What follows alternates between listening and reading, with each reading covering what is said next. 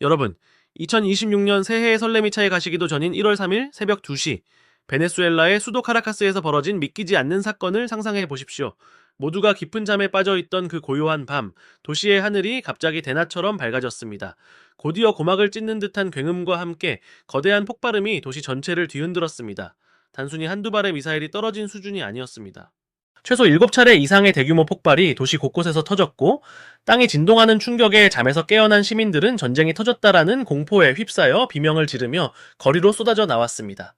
21세의 평범한 직장인 카르멘 히달고는 당시의 상황을 이렇게 증언했습니다. 바닥이 미친 듯이 떨렸고 괴성이 들렸습니다. 전투기들이 제 머리 바로 위를 날아다니는 것이 생생하게 느껴졌어요. 미군의 공습은 그야말로 정밀하고 치명적이었습니다. 주요 타깃은 베네수엘라 군부의 핵심 기지인 포르티우나와 라 칼로타 공군기지였습니다. 이 두 곳은 마두로 정권의 무력을 지탱하던 심장부와도 같은 곳이었지만 미군의 정밀 타격 앞에서는 무력했습니다. 하지만 진짜 놀라운 일은 폭격 이후에 벌어졌습니다. 어둠 속에서 소리 없이 내려온 미국의 최정예 특수부대 델타포스가 전격 투입된 것입니다. 이들은 2019년 이슬람 국가의 수고에 알 바그다디를 지옥으로 보냈던 바로 그 전설적인 부대입니다. 이들의 임무는 단 하나였습니다. 베네수엘라의 현직 대통령 니콜라스 마두로와 그의 아내 실리아 플로레스를 생포해 나라 밖으로 끌고 나가는 것이었습니다. 작전은 영화보다 더 영화처럼 완벽하게 성공했습니다.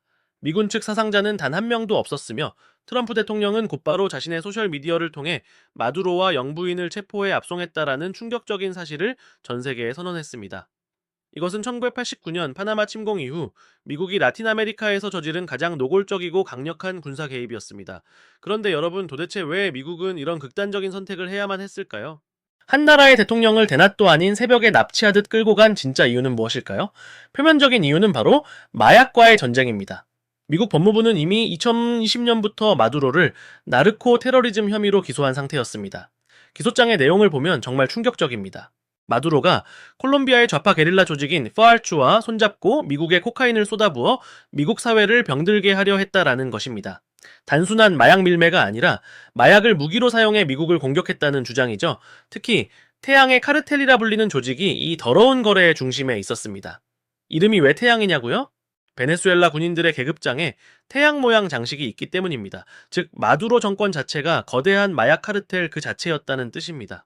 이뿐만이 아닙니다. 베네수엘라의 한 감옥을 급습했을 때 발견된 것들은 전 세계를 경악하게 만들었습니다. 범죄 조직 트렌데 아라과가 장악했던 그곳에서는 로켓 발사기부터 수천 정의 총기, 그리고 산더미 같은 현금이 쏟아져 나왔습니다. 감옥이 아니라 무기고이자 은행이었던 셈이죠. 정부가 이걸 몰랐을까요? 절대 그럴 리 없습니다. 마두로 정권이 이런 범죄 조직들과 한 통속이라는 사실은 이미 공공연한 비밀이었습니다. 미국 입장에서는 마두로를 단순한 독재자가 아니라 미국 안보를 위협하는 마약 테러리스트로 규정할 명분이 충분했던 것입니다. 자, 그렇다면 마두로는 원래 어떤 사람이었을까요? 그의 인생 역정은 그야말로 드라마틱합니다. 니콜라스 마두로는 1962년 카라카스의 평범한 가정에서 태어났습니다. 그의 초기 이력에서 대통령이라는 자리를 상상하기는 매우 힘들었습니다. 왜냐하면 그는 카라카스 시내를 누비던 평범한 버스 운전사였기 때문입니다. 매일 아침 운전대를 잡고 서민들의 삶을 실어 나르던 그가 어떻게 나라의 운전대를 잡게 되었을까요? 1992년 당시 쿠데타를 시도하다 감옥에 갇힌 후고 차베스를 만나면서 그의 운명은 180도 바뀌게 됩니다. 마두로는 차베스의 석방운동에 앞장섰고 차베스는 그런 그에게 베르데라는 암호명을 붙여줄 정도로 깊이 신뢰했습니다. 차베스가 대통령이 된 후 마두로는 외교부 장관, 부통령을 거치며 권력의 핵심으로 떠올랐고 2013년 차베스가 사망하면서 후계자로 지목되어 마침내 대통령의 자리에 앉게 됩니다.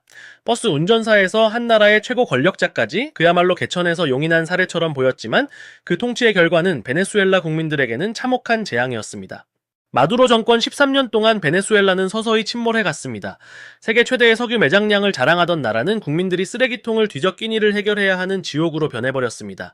특히 2024년 대선에서 보여준 마두로의 행태는 현대 민주주의 역사상 가장 추악한 선거 사기로 기록되었습니다. 야당의 강력한 후보를 출마 금지하고 개표 결과를 조작해 뻔뻔하게 승리를 선언했습니다. 실제 투표 결과는 야당 후보인 곤잘레스의 압승이었지만 마두로는 권력을 놓지 않았습니다. 오히려 분노한 국민들을 무력으로 탄압했고 이 과정에서 수많은 희생자가 발생했습니다. 진정한 대통령 당선인이었던 곤잘레스는 결국 목숨을 지키기 위해 스페인으로 망명해야만 했죠. 이러한 비극적인 배경들이 쌓이고 쌓여 마침내 2026년 1월 3일 새벽에 그 불꽃이 터진 것입니다. 하지만 여러분, 이게 전부일까요? 단순히 마약과 독재 때문에 미군이 출동했을까요? 이제부터는 그 명분 뒤에 숨겨진 차갑고 냉혹한 국제정치의 본질을 파헤쳐볼 시간입니다. 자, 이제 껍데기를 하나씩 벗겨낼 시간입니다. 미국이 단순히 정의를 수호하고 마약 카르텔을 일망타진하기 위해 그 막대한 예산을 들여 폭격기를 띄웠을까요? 국제정치의 세계는 그렇게 낭만적이지 않습니다. 마약 전쟁이라는 명분은 대중을 설득하기 위한 아주 훌륭한 포장지였을 뿐 그 속에는 훨씬 더 차갑고 냉혹한 계산이 깔려 있습니다. 이 작전의 진짜 주인공은 바로 검은 황금이라 불리는 석유, 그리고 거대 자본을 앞세워 미국의 앞마당까지 치고 들어온 중국입니다. 먼저 석유 이야기를 해보죠. 여러분, 베네수엘라가 어떤 나라인지 다시 한번 떠올려 보십시오. 이 나라는 전 세계에서 석유가 가장 많이 묻혀있는 땅입니다. 네, 그 양이 어느 정도냐고요? 미국 전체 석유 매장량의 무려 5배에 달하는 상상조차 할 수 없는 어마어마한 양입니다. 1970년대 이전까지만 해도 이 막대한 부는 미국 기업들의 통제 아래 있었습니다. 하지만 오고 차베스가 정권을 잡은 뒤 석유 산업을 전격적으로 국유화하면서 상황이 반전됐습니다. 미국의 손에서 벗어난 석유는 마두로 정권의 돈줄이 되었고, 미국은 자국의 에너지 안보를 위협하는 이 상황을 뼈아프게 지켜봐야만 했습니다. 트럼프 대통령은 후보 시절부터 이 점을 아주 노골적으로 지적해왔습니다. 자, 베네수엘라의 석유와 자산을 반환하라. 이번 작전은 단순히 범죄자를 잡는 쇼가 아니라 잃어버린 석유 패권을 힘으로 되찾아오겠다라는 미국의 강력한 선포였던 것입니다. 그런데 여기서 더 무서운 존재가 등장합니다. 바로 중국입니다. 경제 위기에 빠진 마두로 정권에 구원의 손길을 내민 것은 미국이 아닌 중국이었습니다. 중국은 베네수엘라에 무려 600억 달러라는 천문학적인 돈을 빌려줬습니다. 물론 세상에 공짜는 없죠. 이 빚을 갚는 방식이 아주 독특했습니다. 돈 대신 석유로 갚는 대출 대석유 협약을 맺은 것입니다. 이 협약 때문에 베네수엘라에서 생산되는 석유의 무려 80%가 태평양을 건너 중국으로 향하고 있었습니다. 미국 바로 밑에 있는 나라에서 나오는 석유를 중국이 독점하고 그 자금으로 마두로 정권이 연명하는 구조, 중국 입장에서는 미국을 압박할 수 있는 완벽한 전략적 거점을 확보한 셈이었고, 미국 입장에서는 내 집 앞마당에 적의 보급기지가 세워진 꼴이었습니다. 트럼프 행정부의 2025년 국가 안보 전략 문서를 보면 이 상황을 얼마나 심각하게 보고 있었는지 잘 나타납니다. 라틴 아메리카에서 중국의 영향력을 완전히 뿌리 뽑는 것이 주요 목표로 명시되어 있었거든요. 결국 마두로 제거는 마약이라는 명분 뒤에 숨겨진 석유 주권 회복과 중국 견제라는 두 마리 토끼를 잡기 위한 고도의 지정학적 도박이었습니다. 이 거대한 도박을 위해 미국은 이미 2025년 중순부터 차근차근 압박의 수위를 높여왔습니다. 작년 8월 카리브해에는 남아메리카 역사상 최대 규모의 미 해군력이 집결했습니다. 세계 최대의 항공모함인 USS 제럴드 포드호가 이끄는 전단이 베네수엘라 앞바다를 완전히 봉쇄해버렸죠. 표면적으로는 마약 밀수선을 잡겠다라는 명분이었지만 실제로는 마두로 정권의 숨통을 조이는 해상 봉쇄였습니다. 9월부터는 상황이 더 험악해졌습니다. 미군은 마약 운반선으로 의심된다는 이유만으로 선박들을 무자비하게 격침하기 시작했습니다. 총 35차례의 공격으로 최소 135명이 목숨을 잃었죠. 12월 초에는 급기야 유조선까지 납포하기 시작했습니다. 이란과 베네수엘라를 오가며 석유를 실어 나르던 스키퍼호가 그 첫 번째 희생양이었습니다. 미국은 마두로에게 마지막 기회를 줬습니다. 즉시 사임하고 망명하라. 하지만 마두로는 이를 거부했고 결국 미군은 미리 준비해둔 작전 코드명 남부의 창을 실행에 옮기기로 합니다. 사실 이 작전은 크리스마스 당일에 실행될 예정이었습니다. 하지만 나이지리아에서 진행 중이던 이슬람 국가 관련 공습 작전이 길어지고 기상 조건이 나빠지면서 일정이 조금 미뤄졌던 것이죠. 그리고 마침내 2026년 1월 3일 새해 벽두부터 카라카스의 하늘이 불타오르게 된 것입니다. 여러분, 이제 그림이 좀 그려지시나요? 한 나라의 대통령이 새벽에 납치되듯 끌려간 이 사건은 단순히 한 독재자의 몰락이 아닙니다. 자원을 둘러싼 강대국들의 처절한 쟁탈전이자 미국의 패권을 위협하는 중국에 보내는 가장 강력한 경고장이었습니다. 하지만 마두로가 사라졌다라고 해서 모든 문제가 해결됐을까요? 오히려 더 복잡한 미궁 속으로 빠져들고 있는지도 모릅니다. 자, 이제 무대를 옮겨보겠습니다. 화염에 휩싸였던 카라카스의 대통령궁이 아니라 차갑고 딱딱한 콘크리트 벽으로 둘러싸인 미국 뉴욕의 남부 연방지검입니다. 불과 며칠 전까지 한 나라를 호령하며 무소불위의 권력을 휘두르던 독재자가 이제는 오렌지색 수인복을 입고 재판정의 딱딱한 의자에 앉아 있습니다. 여러분, 이 광경이 믿겨지시나요? 한 나라의 원수가 타국의 법정에서 범죄자로 심판받는 이 비현실적인 장면, 이것이 바로 2026년 현재 우리가 마주하고 있는 냉혹한 현실입니다. 미국 검찰이 마두로의 목을 조기 위해 준비한 칼날은 서슬이 펄었습니다. 적용된 혐의들만 봐도 어마어마합니다. 나르코 테러리즘 음모, 코카인 수입 공모, 그리고 불법 기관총 소유 혐의까지. 한마디로 그를 대통령이 아닌 거대 마약 조직의 보스로 취급하고 있는 겁니다. 특히 검찰은 마두로가 콜롬비아 게릴라 조직인 FARC와 손잡고 미국에 코카인을 쏟아부으려 했다는 구체적인 증거들을 들이밀고 있습니다. 마두로가 개인적인 부를 축적하기 위해 국가를 마약 공장으로 만들었다라는 이 주장이 법정에서 증명된다라면 그는 남은 평생을 미국 감옥에서 보내게 될 것입니다. 하지만 진짜 전쟁은 법정 밖에서 벌어지고 있습니다. 지금 베네수엘라 군부의 상황을 보십시오. 지도자가 사라진 카라카스는 그야말로 폭풍 전야입니다. 마두로의 오른팔이었던 국방부 장관 블라디미르 파드리노 로페스는 결코 항복하지 않겠다며 미군에 맞서 싸울 것을 선언했습니다. 그런데 말입니다. 과연 이들이 마두로에 대한 충성심 때문에 총을 들고 있는 걸까요? 천만의 말씀입니다. 이들이 진짜 두려워하는 것은 마두로의 몰락이 아니라 자신들의 돈줄이 끊기는 것입니다. 제가 앞서 말씀드렸던 태양의 카르텔을 기억하시나요? 베네수엘라 군부 고위층들은 이미 1970년대부터 마약 거래에 깊숙이 개입하며 막대한 부를 쌓아왔습니다. 마두로는 이들의 범죄를 눈감아주는 대가로 군부에 충성을 샀던 것이죠. 만약 미국이 지원하는 새로운 민주정부가 들어선다면 이들은 마약왕이라는 정체가 탄로나고 재산을 몰수당할 처지에 놓이게 됩니다. 결국 베네수엘라 군부의 저항은 국가를 지키기 위한 투쟁이 아니라 자신들의 범죄 왕국을 지키기 위한 처절한 몸부림인 셈입니다. 이런 혼란 속에서 전 세계의 시선은 한 사람에게 쏠리고 있습니다. 바로 2024년 대선의 진짜 승자 에두아르도 곤잘레스입니다. 마두로의 탄압을 피해 스페인으로 망명했던 그가 이제 베네수엘라의 합법적인 대통령 당선인으로서 귀환을 준비하고 있습니다. 미국과 유럽 국가들은 이미 그를 유일한 정통성 있는 지도자로 인정하며 전폭적인 지지를 보내고 있죠. 하지만 그가 돌아가는 길이 순탄치만은 않을 겁니다.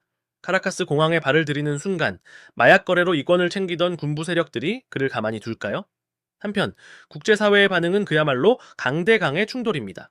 아르헨티나의 밀레이 대통령은 트럼프의 작전 성공 소식에 자유가 전진한다며 환호성을 질렀습니다. 반면 러시아와 일하는 이를 미국의 무력 침략이자 주권 침해라며 강력히 규탄하고 있죠. 특히 베네수엘라에 엄청난 돈을 쏟아부었던 중국은 공식적인 입장 표명을 아끼면서도 수면 아래서 자신들의 석유 이권을 지키기 위해 분주하게 움직이고 있습니다. 이번 사건이 단순히 한 나라의 정권 교체를 넘어 미국과 반미연대 사이에 거대한 국제적 갈등으로 번질 수 있다라는 우려가 나오는 이유입니다. 자, 여러분, 이제 마지막 질문이 남았습니다. 미군의 전격적인 마두로 체포, 이것은 베네수엘라의 진정한 봄을 가져다 줄까요? 아니면 더 큰 혼란과 내전의 시작일까요? 13년 독재의 끝은 화려했지만 그 뒤에 남겨진 숙제들은 너무나도 무겁습니다. 여러분, 이제 우리는 가장 결정적인 질문 앞에 서 있습니다. 마두로라는 거대한 장애물이 사라진 베네수엘라의 앞날에는 과연 찬란한 태양이 떠오를까요? 아니면 더 깊고 어두운 시면이 기다리고 있을까요? 2026년 1월 3일의 그 불꽃은 단순히 한 독재자의 몰락을 넘어 베네수엘라라는 국가의 운명, 나아가 전 세계의 지정학적 판도를 완전히 뒤흔드는 거대한 지각변동의 시작점이 되었습니다. 가장 먼저 다가올 시나리오는 스페인의 망명 중인 에두아르도 곤잘레스의 귀환입니다. 미국과 국제사회는 이미 그를 2024년 대선의 정당한 승자로 인정하고 있으며 2026년 초 그가 카라카스로 돌아와 대통령직을 수행하게 될 것으로 내다보고 있습니다. 국민들은 그가 가져올 민주주의와 경제 회복에 대한 희망으로 부풀어 있겠죠. 하지만 그가 마주할 현실은 그리 녹록지 않습니다. 가장 큰 걸림돌은 바로 군부라는 거대한 성벽입니다. 베네수엘라 군부는 단순한 국가 방위 조직이 아닙니다. 이들은 지난 수십 년간 마약 밀매와 불법 자금 세탁으로 자신들만의 거대한 왕국을 건설해온 집단입니다. 자, 마두로는 이들이 마약 거래로 막대한 부를 쌓는 것을 눈감아주는 대가로 그들의 총구를 국민에게 돌리게 했습니다. 만약 곤잘레스의 새 정부가 이들의 범죄를 단죄하려 든다면 군부는 자신들의 생존을 위해 다시 한번 쿠데타를 일으키거나 내전으로 나라를 몰아넣을 가능성이 큽니다. 마두로는 사라졌지만 그가 남긴 마약에 오염된 군부라는 독초는 여전히 베네수엘라의 토양 깊숙이 뿌리박혀 있는 셈입니다. 전 세계적인 관점에서 이번 작전은 국제 질서에 유례없는 충격을 던졌습니다. 현직 국가 원수를 타국이 직접 무력으로 체포해 자국의 법정에 세운 이 사건은 향후 국제법상 엄청난 논쟁의 불씨가 될 것입니다. 어떤 나라들은 이를 정의의 구현이라 칭송하겠지만 다른 나라들은 이를 제국주의적 주권 침해라며 비난할 것입니다. 특히 러시아와 중국은 이번 사건을 계기로 미국에 대한 경계심을 최고조로 높일 것입니다. 미국이 마음에 들지 않는 지도자를 언제든 마약범으로 몰아잡아갈 수 있다는 전례가 만들어졌기 때문입니다. 이는 라틴 아메리카 전역에 반미 감정을 다시 불러일으키고 강대국들 간의 긴장을 극도로 고조시키는 도화선이 될 수 있습니다. 에너지 패권의 이동 또한 눈여겨봐야 할 핵심 포인트입니다.